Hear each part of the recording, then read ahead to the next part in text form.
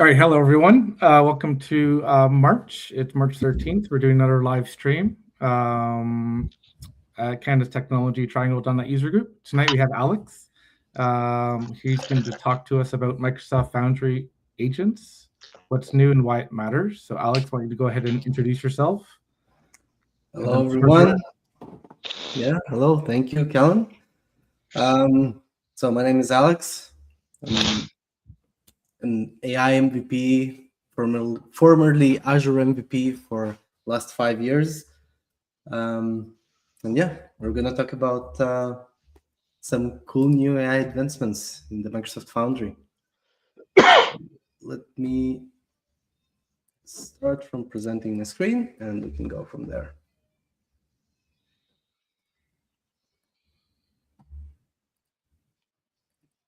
There we go. Okay, awesome. Fun. All right. Okay. So I'll introduce myself in a bit more details in just 1 second, but just to start this off, I wanted to begin by talking a bit about Microsoft Foundry agents and what we're going to do today in general. So we are going to talk about agents, something that we as architects or developers everywhere, we're starting to introduce to our systems, and we need to talk about what's new in them. So we are going to talk about the version 2 of the agentic service that Microsoft Foundry provides. Some capabilities and tools, what's new there, what can you do now these days, what you could not do before, and also what you cannot do today anymore in the new version, and some enterprise perks, or the way I like to call it, the way to make your boss say yes. And obviously we'll finish with a demo or two, depending on the time and how it will go. Yeah, let's see how it goes and how far we can get there. All right, so a little bit about myself. I'm Alex Pshul. I'm the Chief Software Architect at Entra AI. I also have my own user group called Code Digest, also here in Toronto area. So if you ever here somewhere nearby, you're very welcome to join to our meetups as well. I'm a consultant, software architect, Microsoft AI MVP, former Azure MVP. I have more than 15 years of hands-on experience in the software industry professionally, let's put it this way. I worked on more than 40 different projects, and currently I'm maintaining 2 NPM packages. One for working with Azure Functions in the NX monorepo workspaces, and Azure Functions Essentials, like a set of tools for developing Azure Functions with TypeScript. As you might guess, I really like Azure Functions, and this is my passion in the recent years.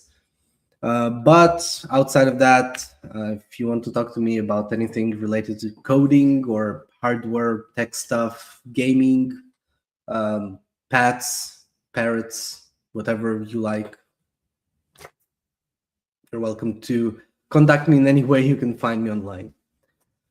All right, so let's dive in. Let's talk a little bit about what we have with Agents 2, and I could not resist. I had to put this short animation here from the Matrix 2. We are getting an upgrade for agents service in Microsoft Foundry.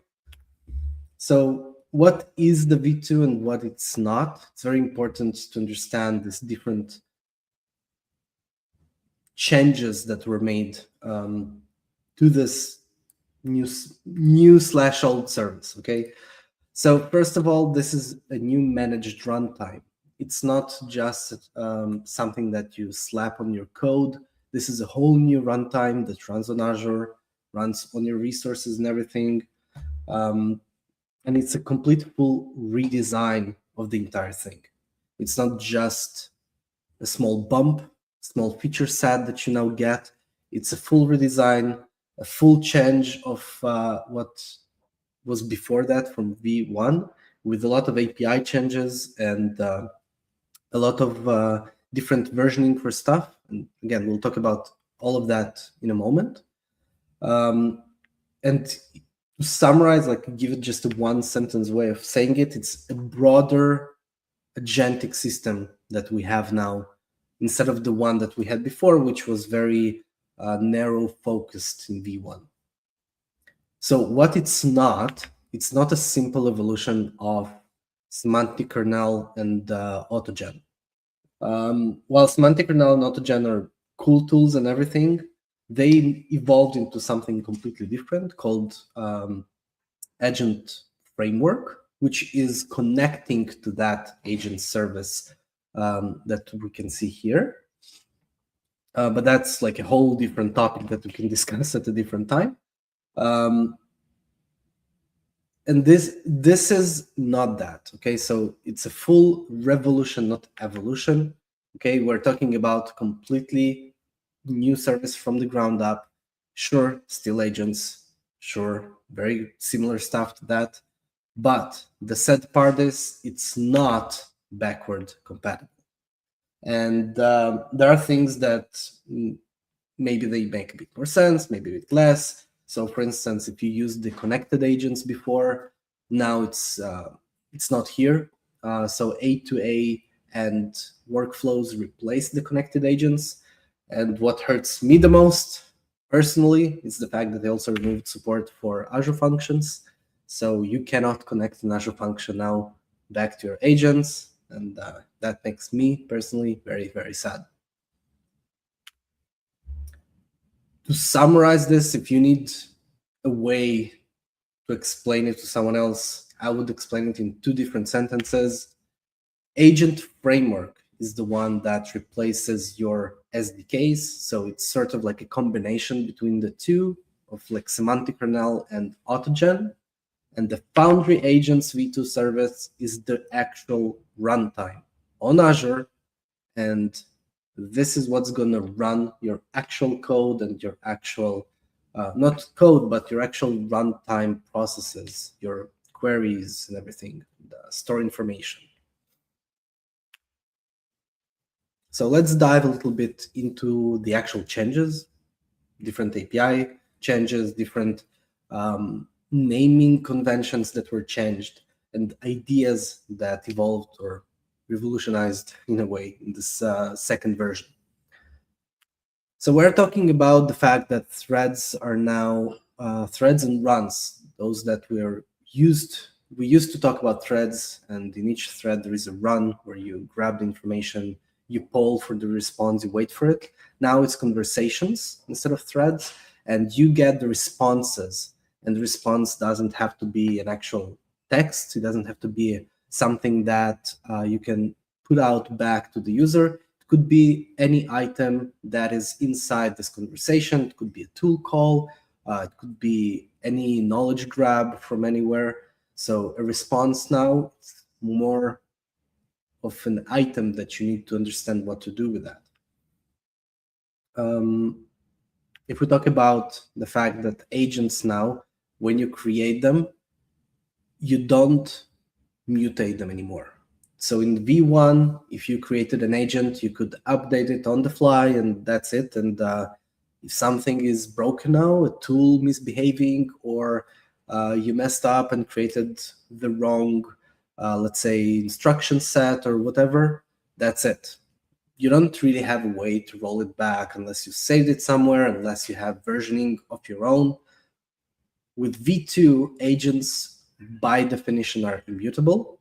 If you do update an agent, it's going to create a V2, V3. It's like a whole new version of an agent, which you can address specifically, or by default, you'll just grab the latest one. You can roll back, you can unpublish stuff, basically built-in versioning for your agents.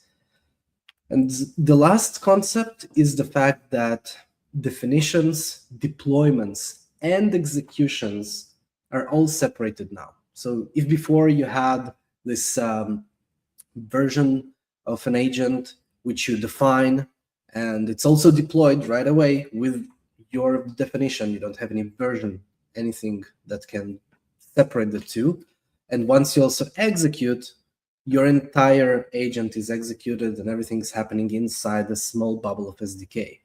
Now you have your definition aside, you can deploy it in different versions, and the execution is not happening in your agentic runtime. It's actually happening on the OpenAI part of this entire runtime, and it utilizes the OpenAI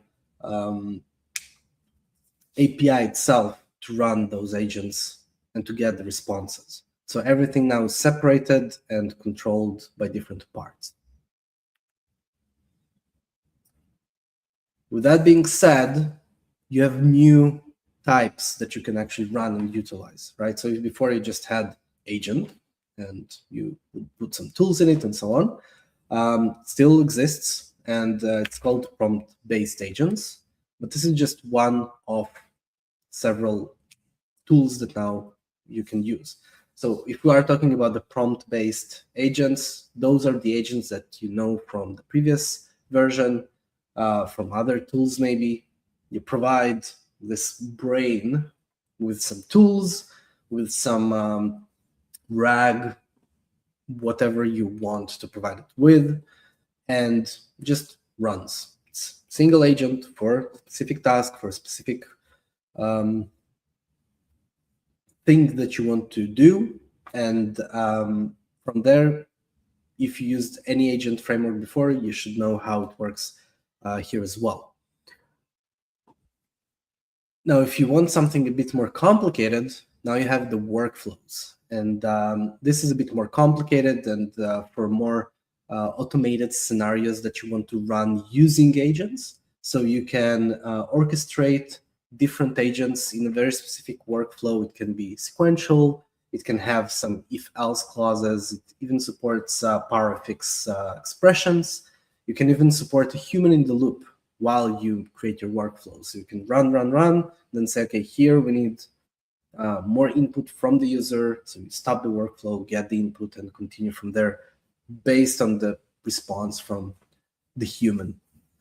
And one of the coolest things that you can do with that is the hosted agents.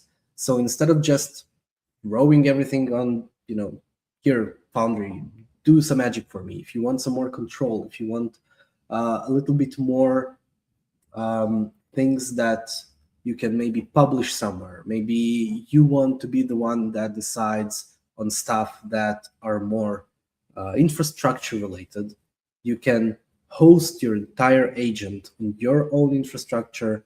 Can be on some containers and stuff like that, and just expose it with your own permissions, your own endpoints, and so on.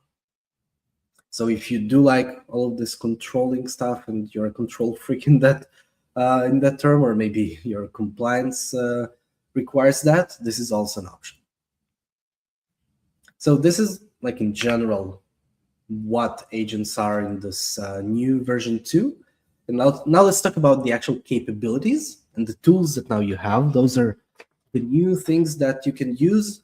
Some tools are new and cool, but in general, you will see a trend here.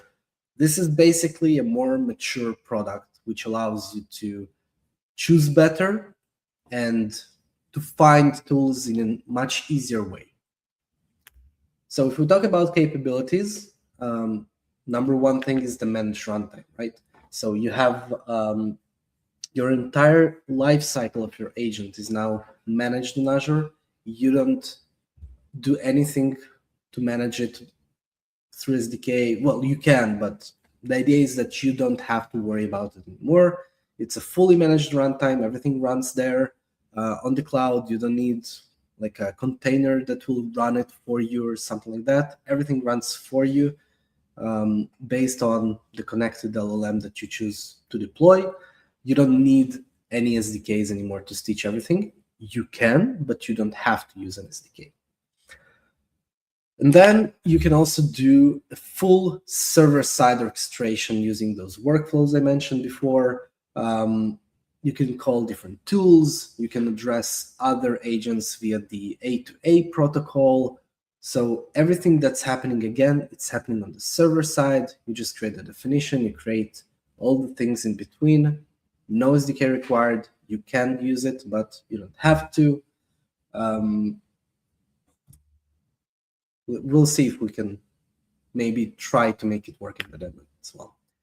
Background execution. So imagine you have something that runs for a very long time. If before you had to have your own container, or my favorite Azure function with like durable functions that can run long-term, long-running workflows.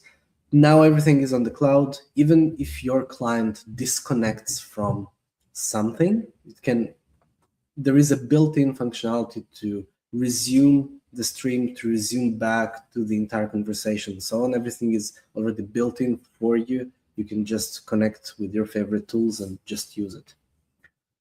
And last thing, which is super important when we talk about AI stuff and agents in general, this is tracing and observability. You have built-in tools to observe and trace your entire executions, your entire workflows. Everything now has their own logs, and you can see everywhere what's going to happen. We are going to talk about it a little bit later, but just for you to know, this is something like a big improvement to that capability. And to wrap everything, all the capabilities we talked about are sitting on top of the enterprise perks that Azure provides. If you are working in an enterprise, something big, heavy, you get the Azure credibility for enterprise when you use the Foundry itself. So let's dive a little bit into the tools. We're not going to talk about all the tools. You can see that this is like the first page of the catalog, and you have here just like 3 on 6, like 18 tools right away. And this is like far from watching the entire catalog. It's huge. So I do want to talk about the ideas behind the tools, and I really urge you to go and check all those tools and see what can help you in your systems. So every tool is now platform managed. You don't have to install everything unless this is a specific tool for some reason that you need it. But generally speaking, tools themselves are now platform managed by the Foundry and for your specific project. They're all discoverable through this like catalog thing that you can find, configure, add to your project, and then from there just use it. So if before you would have to go and configure it using manual stuff and like manual SDKs, right now it's everything on the portal. You can just go discover the tool that you actually need or want to use, maybe something you never knew exists, and just pick it up, configure, use it. That's about it. As easy as it sounds. And everything is built on top of some standards. Unless you do something on your own, you probably won't need it. But you can see here in those small like brackets here, it says remote MCP, local MCP, stuff like that. So it uses MCP connections. It uses MCP protocols. It uses A2A protocols. You can use Open API to provide the tools with some APIs to access and so on. So everything is standardized with these new version of agents, and you can simply use based on the standard and not something that you have to use SDK just to wire things up. The configuration itself, once you configure a tool for your project, you don't have to reconfigure it for every agent in your project. So once you have a specific configuration that you just want to reuse across different agents, all you have to do is just reuse it, and that's about it. You don't need to do anything else about it. And you might not see what's written here, but it's governed and secure. So this entire thing is basically behind the Azure governance and security that we know and trust from Azure to actually work well and give us the peace of mind that everything is working behind the very secured wall. So this is like a general idea about the tools. And one of the topics that I personally don't like because it makes, yes, of course, it's security and everything is important. And this is how you sell it to your boss, essentially. Like, why should we use Microsoft Foundry? But yeah, it's a little bit more corporate-facing stuff, but it's very important to understand and to know this. Once you understand and know how things works here, it's going to be very easy to stay compliant and not screw up your, let's say, ISO certificates or SOC 2 certificates, right? So if we talk about identity and RBAC, if you ever used anything related to that, you know that the recommended way going forward these days is to use Entra ID and not just plain API keys. API keys are open. You need to store them securely. If they leak, you're in a problem. If you know they leaked, you need to rotate them. If you don't know, it's even worse because someone is using it. So using Entra ID capabilities is usually the preferred way. You can provide some role-based access. So instead of just providing a full broad access for everything, you say, you know what, for this resource, this user or whatever, we can just access very, very specific things, very specific resources or endpoints. So even if something is leaked, someone hacked into your system using a specific user, they won't be able to do whatever they want, only the parts that are least privilege access allows them to. And of course, this means if you're going this route, you should use and leverage managed identities. So you won't even have secrets that can leak. Only the actual user identity can somehow be hacked, but the secret itself is safe because there is no secret. You use your managed identity to access different resources. And this allows you to do auditing per that identity, right? So every user can have an identity, every service can have an identity. And this whole idea, this whole concept of having identities and role-based access is now moving towards agents. So agents now support being under managed identity, and you can provide that specific agent access based on the role that that agent is going to get. So that agent can or cannot access different resources in your system, different tools, and different APIs and so on. So this whole idea of security just goes to your agents, and now they're much more secured. If we're talking about outside access, if you have a private network or your data is isolated inside that private network, you can deploy your agents to that specific private network, allow it to access different resources, your AI search, your Cosmos DB, everything that's inside that private network can work with the new Foundry agent service. So you're completely isolated from any outside influence or any outside access. I know for a fact many companies actually require this as something that to even consider using agents. So it's great to see that the new Foundry agents service is actually supporting this. I know it will make the life easier for many architects and security enthusiasts. Data ownership. One of the major things that many companies always worry about is, well, great, who's owning the data? Well, obviously, if you deploy your own model on Azure, great. If you have even your own sort of like instance, even better. But what about the rest of the things? All the calls, all the messages, what was generated, tool calls, logs. So if you do the basic setup, everything is managed by Microsoft. Somewhere behind the scenes, you don't even have an actual access to it because that's the basic setup. Start it up, let's use it. Once you have your POC ready and you actually need to migrate everything to your own infrastructure, you can do a standard setup.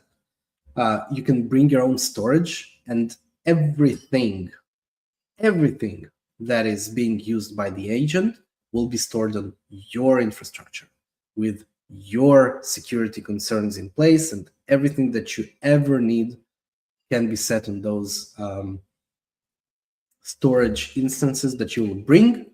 Great example for it, you can bring your own Cosmos DB instance, put as much security on it as you want or whatever you need, and store all the conversations that your agents are going to have inside that specific instance of Cosmos DB. And obviously, if you need the observability part, you can connect it to whatever application insights or Azure Monitor and just use your own instance, not something that the Foundry provides on its own. And the wire up should be straightforward and easy to configure, so you can get your own logging, your own alerts, and whatever you basically need to do that. Speaking of observability, you have a bunch of different tools that are super important to have if you are working with LLMs. So we can access the entire full execution path of the agent. If you run something, it's calling tools, it's calling knowledge, it's grounding itself on something. You can trace every step of the way, every tool call, and how much time each step took. You have full visibility to what happened behind the scenes based on those logs. You can debug it from start to finish, especially if you bring your own application insight instance and you connect your Azure Monitor service and everything. You can put some alerts in place to make sure that everything is running, or when it's not, you can actually see and get alerted on it. I don't know, latency spikes and some failed tools that didn't provide back information. Maybe something happened there. So everything can be set up and monitored by your own tools. I have a bug here in the slides. So you can use the standard tools themselves that come with any observability, which is basically an App Insights instance. You can use OpenTelemetry to, I don't know, bring your own tools into the mix and connect something of your choosing, which doesn't have to be an App Insight. The whole idea here is being as standard as possible, including the observability tools. And the quality and the quantity can be monitored as well. So not just individual runs, you can group it together. You can see the usage, you can see the error rate, you can see the quality if you have some tools to check the quality of your responses. Everything you can monitor and check and have some visibility in that, because think about the fact that agents are non-deterministic. You cannot expect fully what's going to happen. So once this comes to life, once your system is live in a non-deterministic way, observability is the only way you can monitor and make sure that everything actually works. So having those tools is super, super important. And finally, the governance and compliance. So because it fits into existing enterprise controls, it doesn't make you create some new parallel controls that are only for that AI platform. It just bakes into existing things that your enterprise, your solution already have. So you don't have to reinvent the wheel, you just reduce whatever you already have. This, if you have, let's say, ISO or SOC 2 compliance or any other compliance that's relying on what you already have on Azure, this will make your life much easier moving forward if you choose to use this service in your systems. That was quite a lot of information. So what I would like to do is to show a quick demo. And I will divide it into two steps. I do want to show how easy it is to create an agent on the Foundry itself.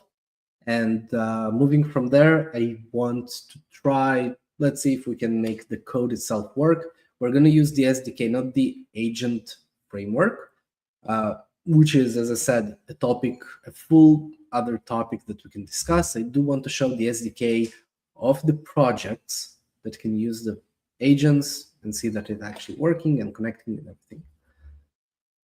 So let's go into Microsoft Foundry. Let me zoom in a little bit just to make sure it's very visible to everyone. So this is the Foundry. Once you get, let's say you start from this screen, this is your welcome screen, and you're choosing a project to work on. If you don't have one, it will ask you to create one. You have some tools here and everything, and you want to start building stuff. So you can create an agent, a workflow, or browse any models that you want to deploy inside your project. I already deployed the model. This is like something that you learn once and you already know how it works. So let's work on creating a new agent, and we can call it demo agent, create, and that's it. That's basically what it takes to create a new agent in the service. Very similar to what it was before, just simple create with a name. But as you can see now here, we have a V1. When it was created, this is the first version. You can delete it. You can show all version history, compare versions. We'll see in a second how it works. And you have here a bunch of different tools. You can preview it, like a sample app code. You can publish it and get a full URL to actually access it and have a managed identity on top of that agent and everything. But let's talk about something quick for now. We can add the tools. As you can see, I can upload files, so it will grab the information from those files. I can browse the catalog that we just saw like in the screenshot before. So you can see you have a bunch of different tools, like a lot.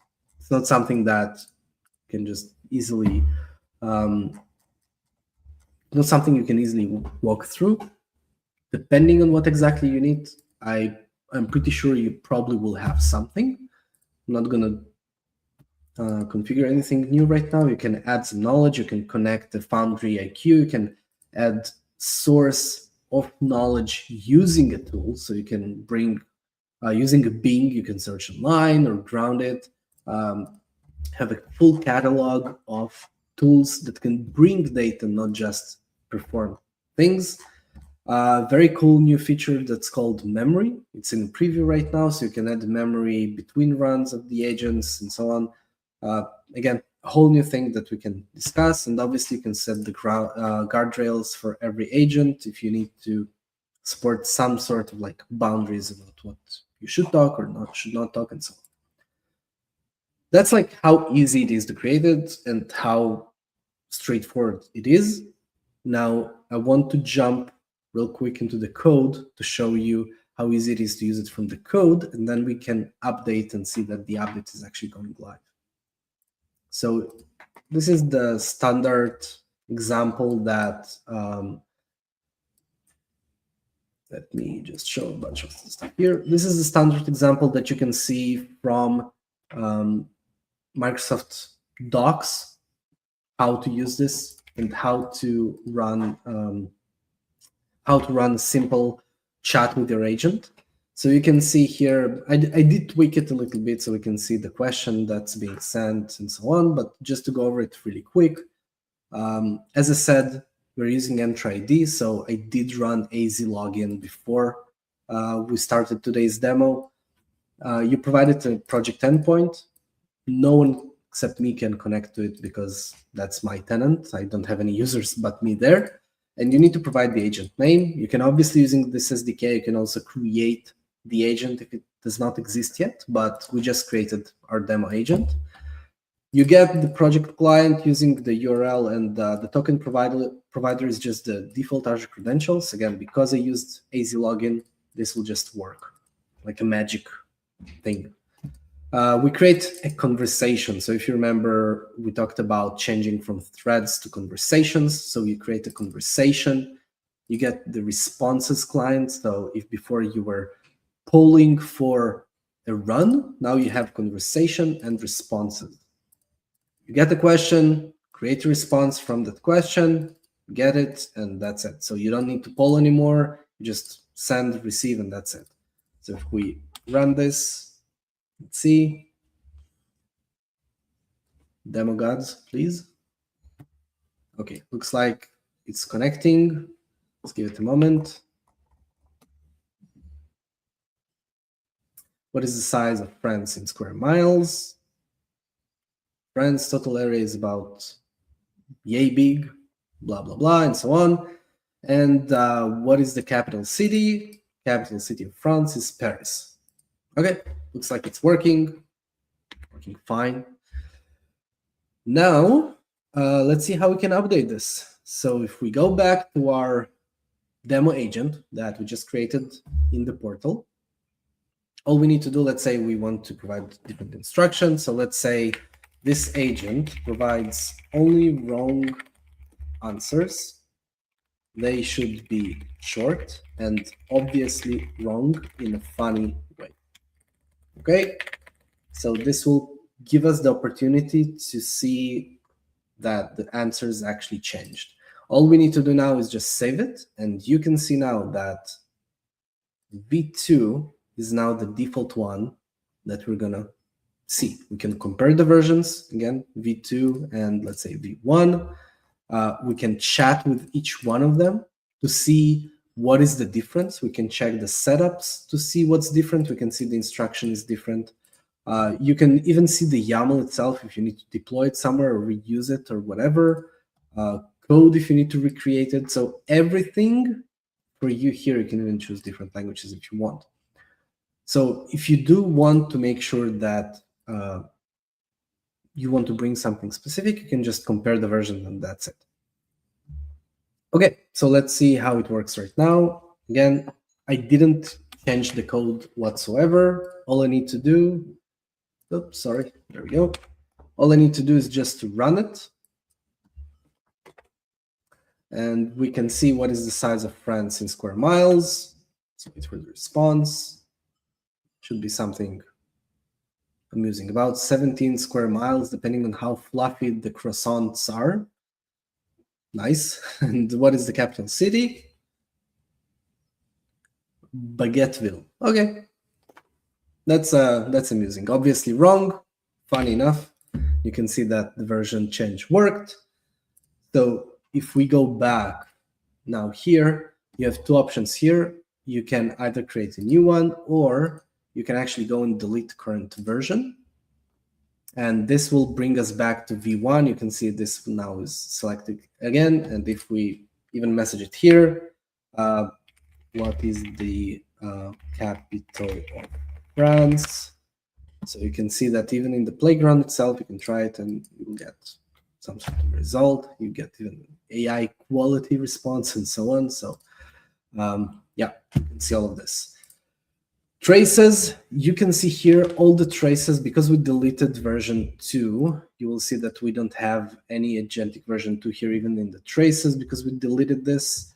I assume if you want to keep the traces, you should either not delete the version, or maybe just bring your own.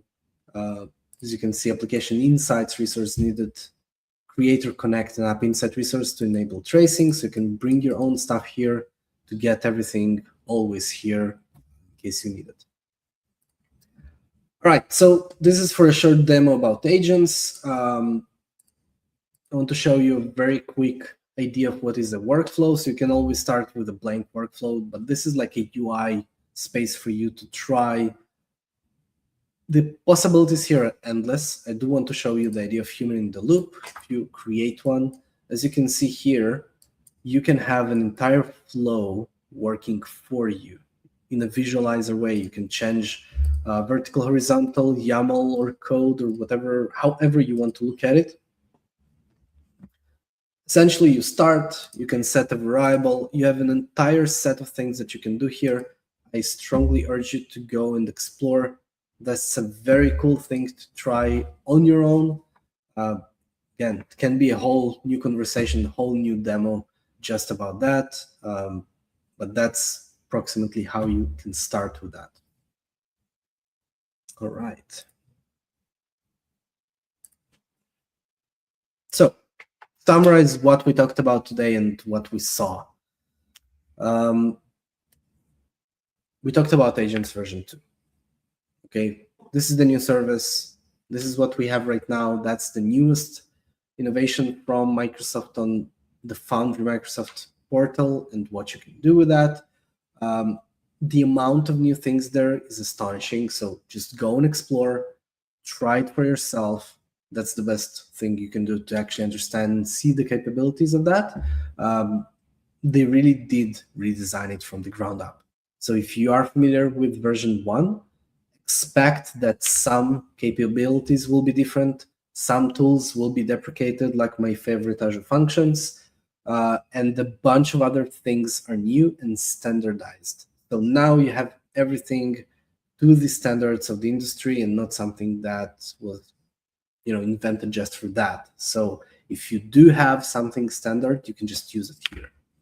And enterprise perks are already here. If you need something that will go easy with the security of your company, this is definitely the way to go. This is definitely, if you are on the Azure side of things, if you are in the Microsoft ecosystem, this plays really nicely with everything that an enterprise can set up and probably already set up. So yeah, that's about it. We saw some demos. I hope you did enjoy it. So thank you very much. You want to connect with me in any way on LinkedIn or on X, you're welcome to do so. And I guess until next time. Thanks, Callan and Roy, for having me.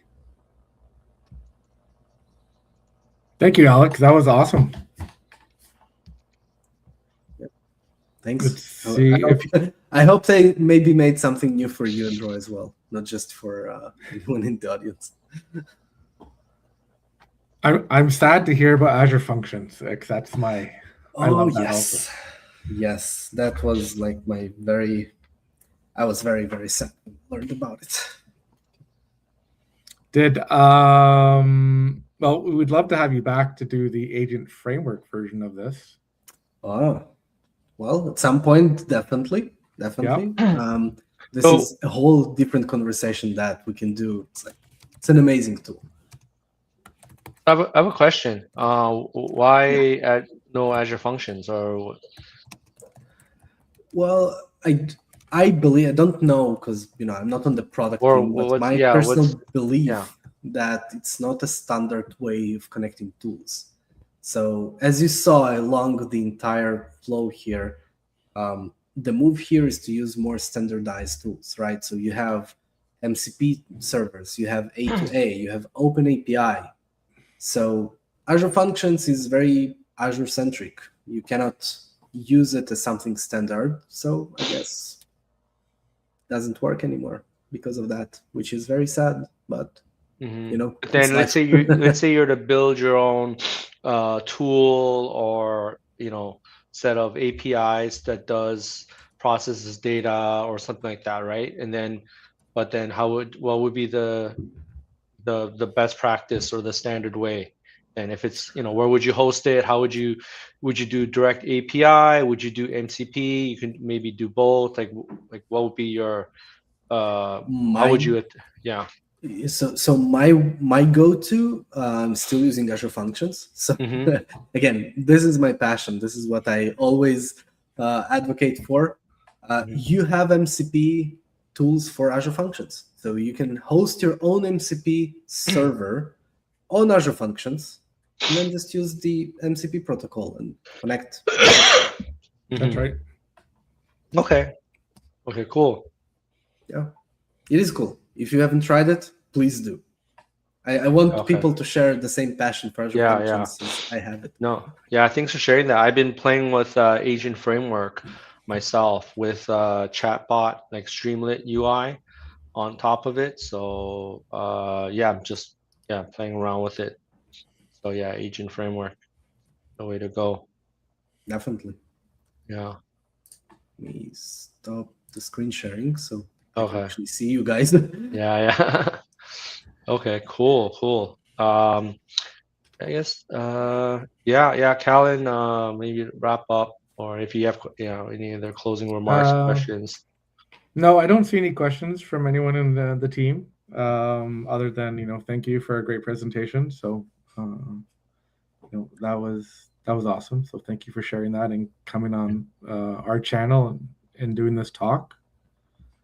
Thank you for having me. It was fun. Thanks for coming. So yeah, just to wrap up then. So anyone else has any further questions in the future while watching this video, Alex did share his contact information at the beginning of the video. So please just double back there and reach out to him if you have any questions. Other than that, thank you everyone. Have a great evening, great weekend, and we'll talk to you next time. Okay, take care. Thank you. Thank you. Bye-bye.